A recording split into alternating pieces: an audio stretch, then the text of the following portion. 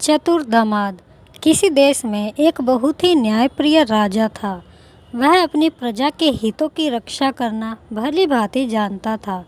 उसने अनेक गुप्तचरों को नियुक्त कर रखा था जो देश के लोगों के हालात की सही जानकारी दे सके।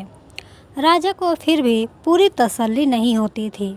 वह अक्सर शाम को भेष बदलकर लोगों की स्थिति का पता लगाने निकल जाता था, फिर देर रात्रि तक महल वापस लौट आता था। एक दिन एक गली में कुछ डकैतों को उसने डकैती की योजना बनाते देखा। राजा का खून खौल उठा कि उसके देश में चोर लुटेरे भी रहते हैं। राजा ने उन डाकुओं को ललकारा तो डाकू राजा के ऊपर झपट पड़े। राजा उनसे लड़ाई लड़ ही रहा था कि 5 युवक उधर से आ निकले।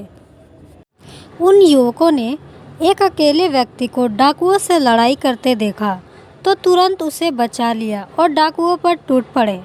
डाकू घबरा कर भाग गए। युवकों ने राजा को पहचाना नहीं था। एक युवक बोला, क्षमा कीजिए, आपको इन डाकुओं से अकेले भिड़ना पड़ा। आप हमें बताइए कि आप कहाँ रहते हैं, हम आपको वहीं छोड़ देंगे। राजा ने कहा, नहीं, इसकी आवश्यकता नहीं है। आप जैसे योग्य युवक हमारे देश में रहते हैं तो मैं अकेला कहाँ हूँ। आप भी मेरे मित्र ही हैं। राजा कुछ देर बातें करता हुआ उनके साथ चल दिया और बातों बातों में उन युवकों का नाम पता आदि पूछ लिया। वे सभी अलग अलग स्थानों पर रहते थे। कुछ दूर तक सब साथ चलते रहे। फिर आधी रात हो जाने पर सब अपने अपने घर चले गए। राजा भी चुपचाप पिछले दरवाजे से राजमहल में जाकर सो गया। सुबह को राजा ने उठकर उन युवकों को राज दरबार में आने का न्योता भेजा। वे सभी युवक यह सुनकर बहुत हैरान हुए कि राजा ने उन्हें बुलाया है। उसमें से कुछ युवक डर के मारे घबरा रहे थे कि कहीं उनसे अनजाने में कोई गलती हो गई है जिसकी उन्हें सजा मिलने वाली है। जब युवक राजमहल में पहुंचे तो उन युवकों को बैठक में बिठा दिया गया। कुछ देर बाद सिपाही अपने साथ युवकों को राजा के सामने ले गए।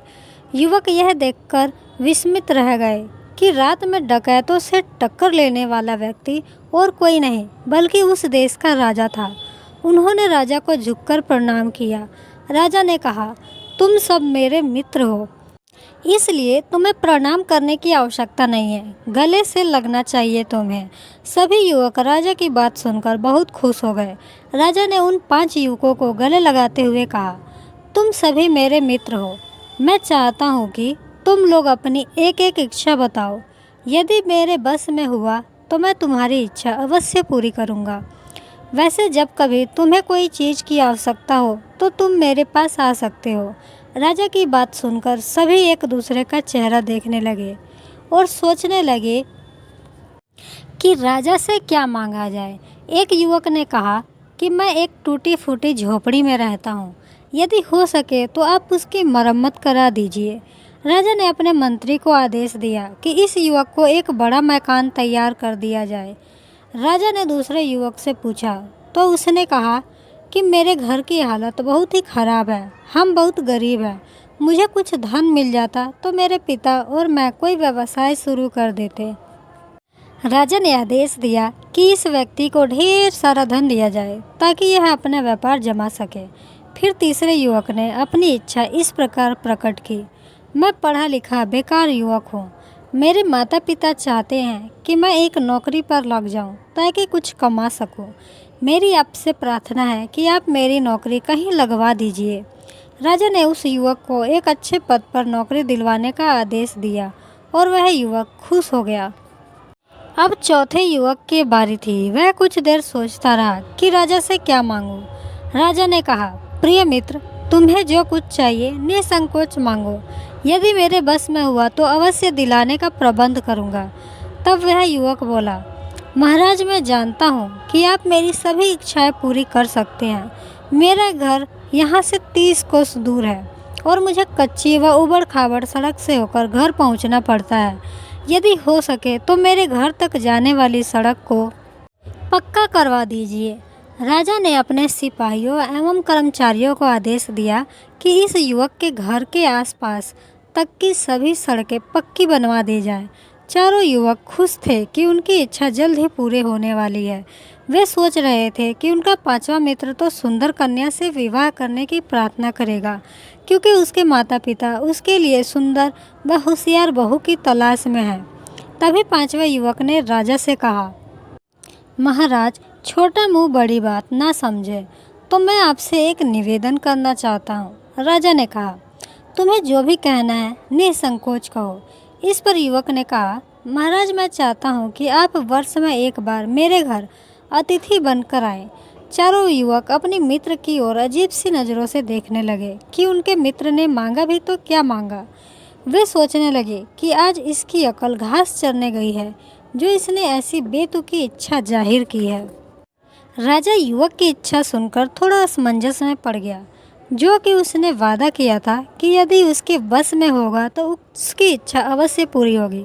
अतः राजा ने उसकी इच्छा पूरी करने की स्वीकृति दे दी। सभी युवक अपने अपने घर चले गए। कुछ दिन यूं ही बीत गए। उस पांचवें युवक के यहाँ राजा को अतिथि बनकर जाना था। इस कारण से उसके लिए एक बड़े और आलीशान मकान के निर्माण की तैयारी शुरू कर दी गई और उस युवक को उस आलीशान मकान में अपने परिवार के साथ रहने के लिए भेज दिया गया। फिर उस युवक के घर के कामों के लिए अलग अनेक नौकर चाकर का प्रबंध किया गया, ताकि जब राजा वहां रहने जाए तो उन्हें किसी प्रकार की असुविधा ना हो। अब उसके इतने सारे खर्च इतनी आसानी से नहीं चल सकते थे। इस कारण उसके लिए राजकोष से एक बड़ी धनराशि नियमित रूप से भिजवाने का इंतजाम कर दिया गया। उसके घर राजा को अतिथि बनकर जाना था और राजा ऊंची नीची उबड़ खाबड़ सड़कों से यात्रा नहीं कर सकता था। इसलिए उस युवक के मकान तक चारों ओर से नई सड़कों का निर्माण किया गया। वह युवक बहुत खुश था कि उसे अपने मित्रों से कहीं अधिक मिल चुका था। तभी राजा को पता चला कि वह युवक कोई छोटा मोटा काम करता है। यह राजा की शान के खिलाफ था कि वह किसी छोटे आदमी के घर मेहमान बनकर जाए, वह भी 24 घंटे यानी रात्रि के लिए। राजा ने आदेश दिया कि वह उसको राज दरबार में अच्छे पद पर नियुक्त किया जाए। युवक को मुख्य दरबारी की नौकरी भी दे दी गई। अब राजा उस युवक के यहाँ जाने का दिन निश्चित हो गया, लेकिन एक समस्या फिर भी आ रही थी। सही कानूनों के अनुसार राजा किसी अजनबी युवक के यहाँ मेहमान बनकर नहीं जा सकता था। राजा ने अपने मंत्री से सलाह की।